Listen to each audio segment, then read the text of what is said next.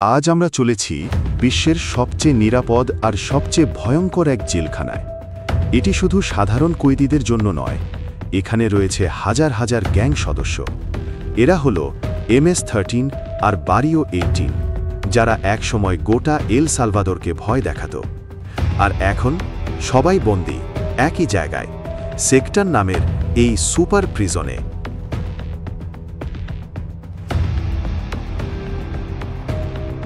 2022 সালের মার্চে এল সালভাডোরের প্রেসিডেন্ট ঘোষণা দেন, দেশের গ্যাংদের বিরুদ্ধে শুরু হচ্ছে যুদ্ধ।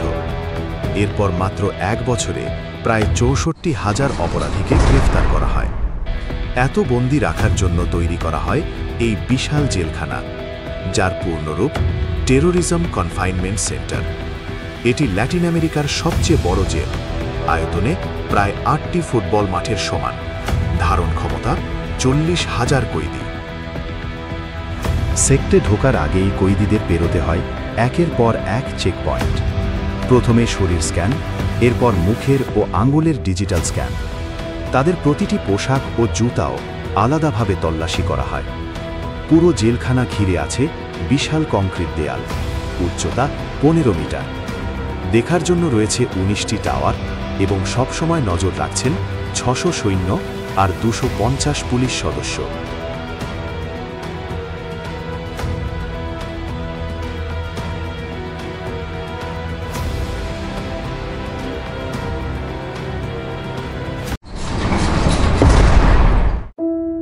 এক একটা সেলে রাখা হয় প্রায় 100 জন বন্দী, তবে বিছানা আছে মাত্র 80টি, অর্থাৎ অনেকে দাঁড়িয়ে বা মেঝেতে ঘুমায়। সেলগুলোর আলো 24 ঘন্টা জ্বলে, কারো ঘুম হচ্ছে কিনা সেটাও দেখা হয়। এখানে কম্বল নেই, নেই কোনো বালিশ, শুধু সিমেন্টের বেঞ্চ আর একটি টয়লেট।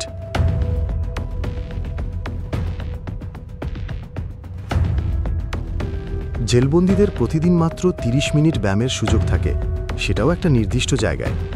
আর তাদের চলাফেরা, ঘুম, খাওয়া দাওয়া সবকিছুই সবসময় নজরে রাখা হয়। এটা তাদের জীবনকে খুব নিয়ন্ত্রিত করে তোলে।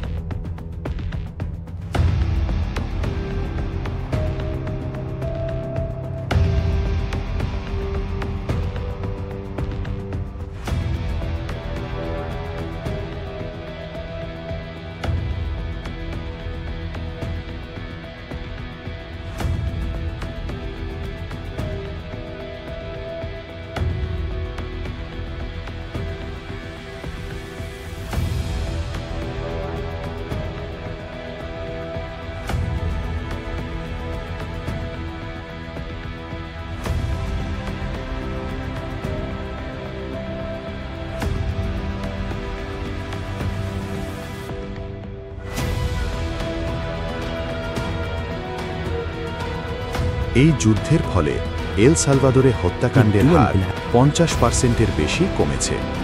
তবে মানবাধিকার সংগঠনগুলো অভিযোগ করে, সমাজে গৃহীত অনেকেই নির্দোষ গ্রেফতার হয়েছে, যার কারণে সঠিক বিচার হয়নি।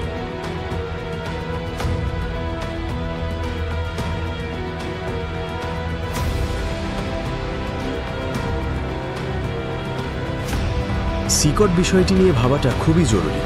সুরক্ষা আর মানবাধিকার, এই দুটো বিষয়ে কোনটা বেশি গুরুত্বপূর্ণ তা নিয়ে আমাদের ভাবা উচিত।